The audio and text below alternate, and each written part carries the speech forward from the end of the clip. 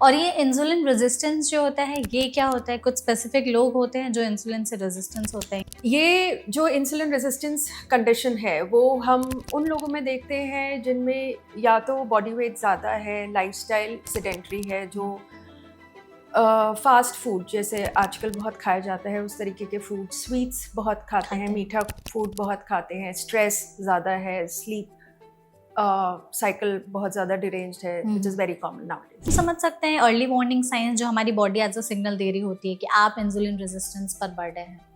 Skin pigmentation है in the neck, under arms, जिनको हम एक्यांथोसिस नाइग्रिकेंस कहते हैं, उनमें इम्पेयर्ड ये इंसुलिन रेजिस्टेंस होने के चांसेस ज़्यादा है। और अगर हम चाहते हैं कि इंसुलिन रेजिस्टेंस वाली प्रॉब्लम को हम अभी रिवर्स कर ले सो दैट वो टाइप 2 डायबिटीज तक ना जाए, तो कुछ ऐसे अपने जीवन शैली या डाइट में बदलाव जो आप बताना चाहेंगे?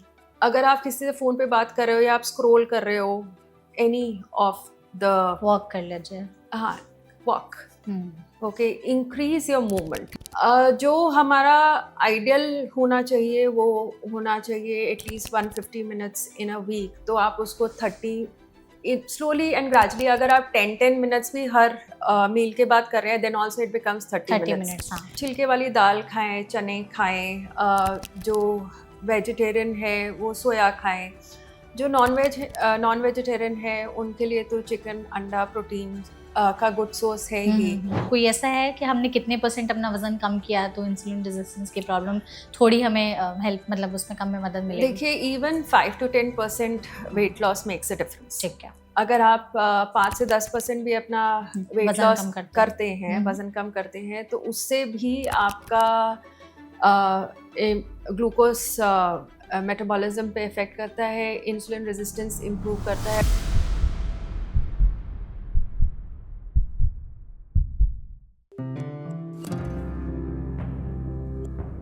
क्या भी उनमें से हैं जिन्हें खाना खाने के बाद मीठा खाने की क्रेविंग्स होती है या खाना खाने के बाद बहुत ज्यादा नींद आती है? इनफैक्ट आपके पेट के आसपास एक्स्ट्रा फैट और चर्बी जमा होने लगी है, बहुत ज्यादा मेहनत कर ली है, हर डाइट फॉलो कर लिया है, लेकिन वेट लॉस ही नहीं हो रहा है, तो ये पॉडकास्ट आपके लिए है। हो सकता है आपको शुगर नहीं, इंसुलिन की प्रॉब्लम हो। बेसिकली हम शुगर के बारे में, डायबिटीज के बारे में, ये सब चीजों के बारे में तो जानते हैं, लेकिन इससे रिलेटेड जो एक बहुत इंपॉर्टेंट टर्म है इंसुलिन, इसके बारे में कोई बात नहीं करता कि इंसुलिन क्या है, इंसुलिन रेजिस्टेंस क्या हो जाती है, डाइट, लाइफस्टाइल, हमारे फूड और हैबिट्स जो हैं ये कैसे इस पर बहुत ज्यादा डिपेंडेंट है। तो आज के पॉडकास्ट में हम इसी पर बात करेंगे, जिसके लिए हमारे साथ इस सेशन में जुड़ी हुई हैं डॉक्टर लिपि शर्मा, जो कि कंसल्टेंट है, obstetrician and gynaecologist, Sharda care health city में। तो डॉक्टर, इस सेशन में आपका सबसे पहले तो बहुत बहुत स्वागत है। Thank you for inviting me. तो thank you so much doctor हमारे साथ जुड़ने के लिए, और हम कोशिश करेंगे आपके जरिए हमारी ऑडियंस तक इंसुलिन के बारे में हर एक डिटेल जानकारी पहुंचा सके।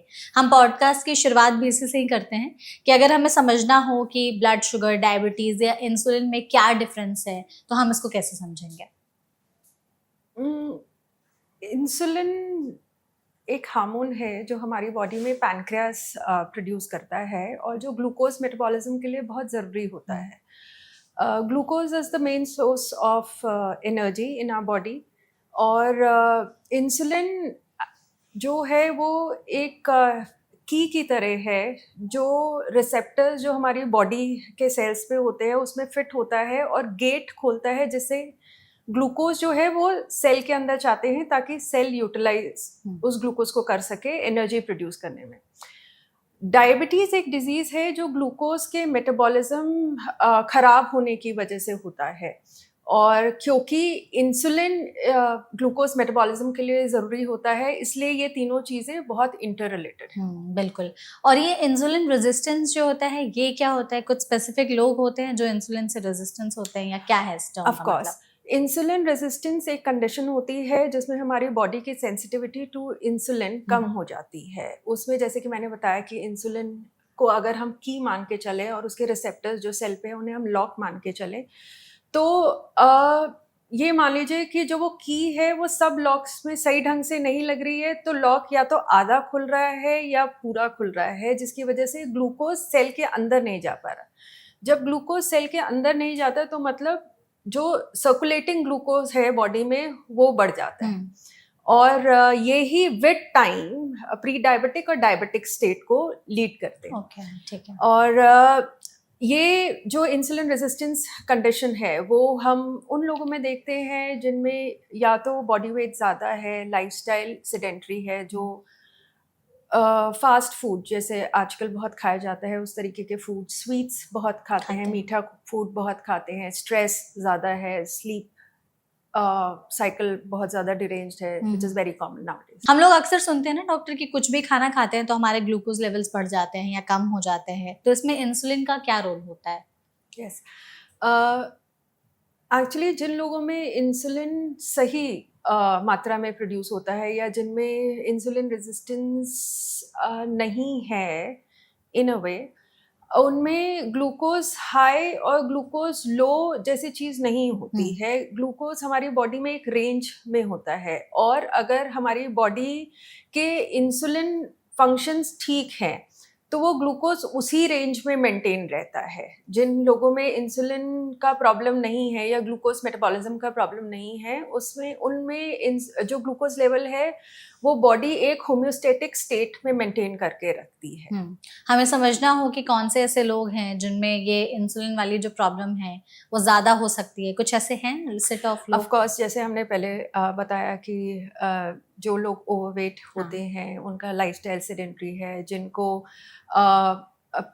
पहले जिस टर्मिनोलॉजी को हम PCOS कहते थे वो अभी poly endocrine metabolic ovarian syndrome हो गया है, जिनको PMOS है, जिनका लाइफस्टाइल बहुत अच्छा नहीं है, absolutely sedentary, those who have family history, genetic predisposition जिन लोगों में है, उन लोगों में ये चीज़ें ज़्यादा होती हैं। इसमें ऐसा कुछ है कि जो लोग पतले दिखते हैं उनकी, मतलब ऐसा नहीं कि उनको देख के हम कह सकते हैं कि ओवरवेट हैं, उनमें नहीं होगी इंसुलिन की प्रॉब्लम? अगर हम पतले लोगों की बात करें तो जो इंसुलिन रेजिस्टेंस है वो पतले लोगों में भी हो सकती है, बिकॉज देखिए ये किसी एक फैक्टर से रिलेटेड नहीं होती, ये मल्टी फैक्टोरियल होती हैं, जिसका मतलब ये है कि एक से ज़्यादा चीज़ें हैं जो कंट्रीब्यूट करती हैं इस स्टेट में। जो development of diabetes is it happens in a step wise manner. पहले तो इंसुलिन रेजिस्टेंट होती है, फिर इम्पेयर्ड ग्लूकोज टॉलरेंस होती है और उसके बाद डायबिटीज़ डेवलप होता है।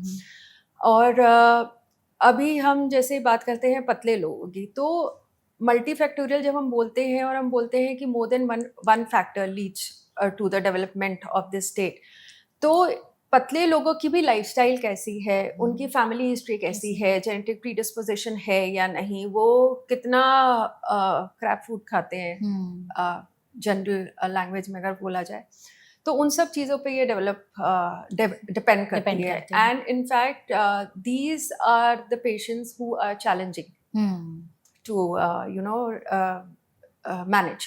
एग्जैक्टली, क्योंकि हम जैसे ओवरवेट कोई होता है उनको हम ये तो कह देते हैं कि आप अपना वजन कम कर लीजिए, बट हम पतले लोगों को क्या कहें? एग्जैक्टली इन जो ओवरवेट होते हैं उनका तो हमें पता ही है कि उनका लाइफस्टाइल खराब है। हाँ। और उनको लाइफस्टाइल मैनेजमेंट समझाना और मैनेज करना is much more easier compare to जो लीन डायबिटिक वैसे है। हाँ। तो इसमें हम कुछ सिम्टम्स समझ सकते हैं, अर्ली वार्निंग साइंस जो हमारी बॉडी एज अ सिग्नल दे रही होती है कि आप इंसुलिन रेजिस्टेंस पर बढ़ रहे हैं?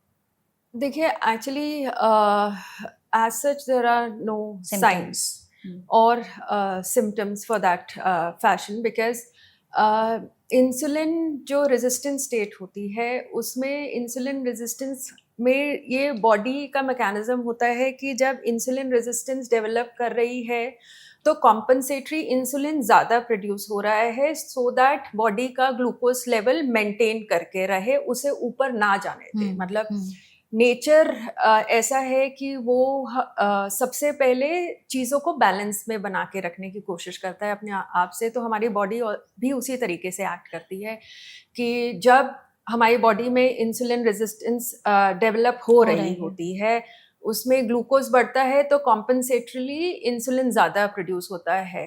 जब and when there is pancreas fatigue happens, तब और इंसुलिन कॉम्पनसेट नहीं कर पा रहा है, तब ग्लूकोज लेवल डिरेंज होने स्टार्ट होते हैं। और अगर जो आपने साइंस बताए हैं कि ऐसे मतलब नहीं होते, there are no exact science, but yes we can anticipate that who might be having, like but not absolute नहीं है वो, हम एंटिसिपेट कर सकते हैं। जैसे किसी को स्किन पिगमेंटेशन है in the neck, under arms, जिनको हम एक्यांथोसिस नाइग्रिकेंस कहते हैं, उनमें इम्पेयर्ड ये इंसुलिन रेजिस्टेंस होने के चांसेस ज़्यादा हैं, but that might not be the only reason. Those who are overweight, and इनमें हम एक्सपेक्ट करते हैं। महिलाओं में या मेल्स में कोई ऐसा है कि जो लोग ज़्यादा रिस्क पर हैं इंसुलिन रेजिस्टेंस होने के? देखिए, risk is always the same. It is overweight, sedentary lifestyle and overeating। अच्छा, ये जो इंसुलिन रेजिस्टेंस वाली प्रॉब्लम है, ये कैसे विथ टाइम डायबिटीज में कन्वर्ट हो जाती है, और उस टाइम पे कोई साइंस एंड सिम्टम्स आते हैं? कोई ऐसा है कि अभी से इंसुलिन रेजिस्टेंस हो रहा है, हमने लाइफस्टाइल चेंजेस नहीं किए, तो कितने टाइम में वो फुल्ली टाइप 2 डायबिटीज में कन्वर्ट हो सकती है? There is no absolute time frame. कोई ऐसा हम ऐसे नहीं बोल सकते कि इंसुलिन, एक तो हम बता नहीं सकते कि इंसुलिन रेजिस्टेंस कब डेवलप हुई, ठीक है, because it can not be diagnosed. ठीक है, कि किसी को इंसुलिन रेजिस्टेंस है। दूसरा, again, it is not one single factor, there are multiple factors. किसी की फैमिली हिस्ट्री है, अगर उसकी जेनेटिक प्रीडिस्पोजिशन है, तो मे बी उसका प्रोग्रेशन ज़्यादा होगा, ज़्यादा जल्दी होगा। अगर उसके साथ साथ उनका लाइफस्टाइल बहुत पुअर है, वो बहुत ज़्यादा स्ट्रेस है, स्लीप पैटर्न बहुत बेकार है, इन सब चीज़ों, these things contribute. And in between, you know, usually ऐसा क्या होता है कि लोग they start improving their diet, they start exercising, then they relapse, then they start again, then they relapse. So these things also make a difference. और अगर हम चाहते हैं कि इंसुलिन रेजिस्टेंस वाली प्रॉब्लम को हम अभी रिवर्स कर ले, सो दैट वो टाइप 2 डायबिटीज तक ना जाए, तो कुछ ऐसे अपने जीवन शैली या डाइट में बदलाव जो आप बताना चाहेंगे? Of course, one has to like keep the phone away for some time. Phone away? Yeah, because they need to, you know, nowadays everybody is on their phone. Yes. So if you don't want to keep your phone away, अगर आप किसी से phone पे बात कर रहे हो या आप स्क्रॉल कर रहे हो, any of the, वॉक कर लीजिए। हाँ, walk, okay, increase your movement, exercise, and remove all those junk food and sweet food। अपने डाइट में जो जंक फूड है उसको कम करिए, कॉम्प्लेक्स कार्बोहाइड्रेट इंक्रीज करिए, और स्ट्रेस लेवल डिक्रीज करिए, स्लीप पैटर्न इम्प्रूव करिए, स्मोकिंग अल्कोहल डिक्रीज करिए। All these make a difference. तो अगर जैसे कुछ ये है कि हम अभी प्रोटीन या फाइबर का इंटेक ज़्यादा बढ़ाते हैं अपनी डाइट में, तो इंसुलिन रेजिस्टेंस वाली प्रॉब्लम, टाइप 2 डायबिटीज़ होने के चांसेस उसमें कम हो जाते हैं? अगर हम प्रोटीन और फाइबर की बात फाइबर्स अपने डाइट में इंक्रीज करते हैं, तो fibre actually the absorption of glucose जो है वो थोड़ा सस्टेन्ड होता है, तो हमारी बॉडी में ग्लूकोज स्पाइक नहीं आता, जिस वजह से जो इंसुलिन हमारी बॉडी, इंसुलिन स्ट्रेस नहीं होता, इन द सेंस कि हमारी बॉडी ये फीडबैक नहीं भेजती कि इंसुलिन और चाहिए। तो that ways it is good only if we eat complex carbohydrates and protein rich diet। ठीक है, कुछ ऐसे फूड ऑप्शंस हैं प्रोटीन्स के लिए और फाइबर के लिए जो इंडियंस के हिसाब से सही होते हैं? क्योंकि प्रोटीन के चक्कर में लोग प्रोटीन पाउडर लेना शुरू कर देते हैं, जिसके अपने साइड इफेक्ट्स शुरू हो जाते हैं। कुछ ऐसे लोग भी हैं जिनको फाइबर डाइजेस्ट करने में बहुत मुश्किल होती है, तो there are some food options जो लाइट हो हमारे गट के लिए, एंड हम उनको शामिल कर सकते हैं डाइट में। जो इंडियन डाइट है वो इट इज़ वेरी गुड। हमें उसमें complex carbohydrate in the sense कि छिलके वाली दाल खाएं, चने खाएं, जो वेजिटेरियन है वो सोया खाएं, जो नॉन वेजिटेरियन है उनके लिए तो चिकन, अंडा प्रोटीन का गुड सोर्स है ही। दूसरा, अपनी डाइट को राशन करें, इन द सेंस कि इफ आप एक प्लेट ले रहे हैं तो उसमें उसको 2 हाफ में डिवाइड करें। 1 हाफ को आप पूरा वेजिटेबल्स करें, ठीक है, तो वो आपके फाइबर इंक्रीज हो जाएंगे अगर आप वेजिटेबल्स ले रहे हैं। ठीक है। उसको बॉइल्ड वेजिटेबल या जैसे भी आप खाना चाहें। और जो दूसरा हाफ है उसको 2 पार्ट में डिवाइड करें, जिसमें एक पार्ट आप प्रोटीन करें और एक part complex carbohydrate. Complex carbohydrate में आपका दलिया हो जाता है और मिलेट्स हैं जैसे रागी, ज्वार, बाजरा, सोरगम, इन सब चीज़ों का आप सेवन कर सकते हैं। Yes. और अगर हमने डाइट में सारी चीजें कर दी, वेट लॉस पर अगर हम आते हैं तो कोई ऐसा है कि हमने कितने % अपना वजन कम किया तो इंसुलिन रेजिस्टेंस की प्रॉब्लम थोड़ी हमें हेल्प, मतलब उसमें कम में मदद मिलेगी? देखिए, even 5 to 10% weight loss makes a difference. ठीक है। अगर आप 5 से 10% भी अपना वेट लॉस करते हैं, वजन कम करते हैं, तो उससे भी आपका ग्लूकोज मेटाबॉलिज्म पे इफेक्ट करता है, इंसुलिन रेजिस्टेंस इम्प्रूव करता है। बिकॉज वो 5% वेट लॉस भी किस वजह से होता है? या तो आप एक्सरसाइज कर रहे हो तो आपका मेटाबॉलिज्म इंक्रीज हो रहा है, या फिर आप खाने में शुगर इनटेक कम कर रहे हो, so that it makes a difference. और अगर वेट लॉस करना चाहते हैं तो जरूरी है कि हमें एकदम बहुत इंटेंस एक्सरसाइज करनी है, या हम उसमें सिंपल वॉक भी शुरू कर सकते हैं? Yes, कि पोस्ट मील वॉक्स करना शुरू कर सकते हैं? Yes, absolutely. Anything is better than nothing at all. Yes.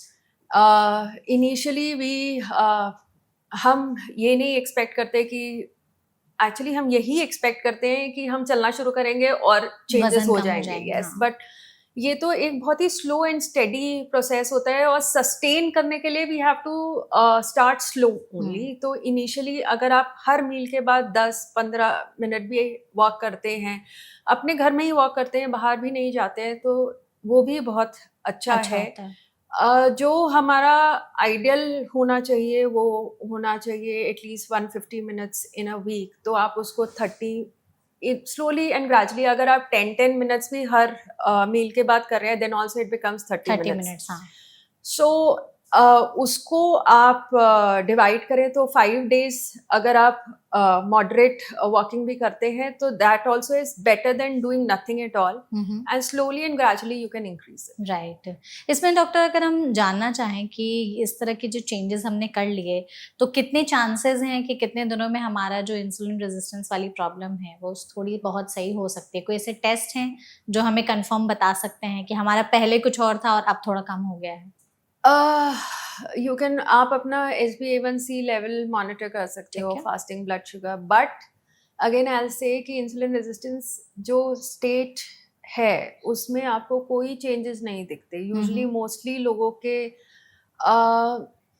Sustained raised level हमें नहीं मिलते, वन ऑफ में भी कभी कभार मिल जाए। HbA1c is of course better, and जो एक हमारा फास्टिंग इंसुलिन लेवल है और हुमा IR जैसे है, so they are very research based अभी। और दूसरा कि इनका ये एथनिसिटी वाइज स्टैंडर्डाइज नहीं है, बिकॉज एशियन पॉपुलेशन में जो हमारा स्टैंडर्ड इनका वैल्यू है, they will very from European population. So that's why अभी when we are going for these tests, so we need to take कि वो लैब हमारा क्या लैब स्टैंडर्डाइज्ड है या लैब क्या वैल्यू दे रहा है, इस तरीके से।